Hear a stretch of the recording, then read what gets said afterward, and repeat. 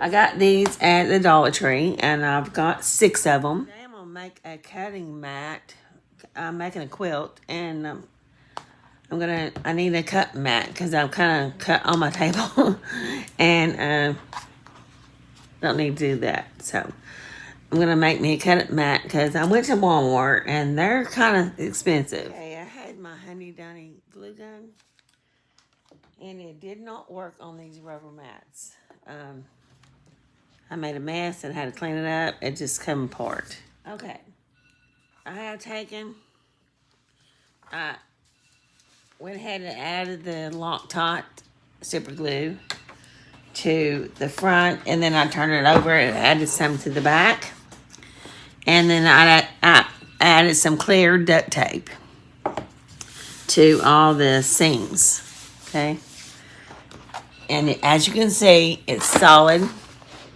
It's one piece. It's a good size mat. So some of the super glue did kind of run a little bit out on the front of it, but I don't care. It's just going to be cut matte. But I did take an alcohol wipe, and I was able to clean a little bit of it up. But some of it's going to be there, but I don't care. Like I said, it's going to be a cut matte. It doesn't matter to me. That the alcohol did help. So, but I think it is awesome, and it's going to make a great cutting mat.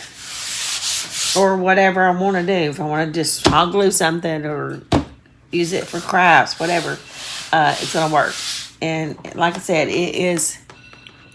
it's together.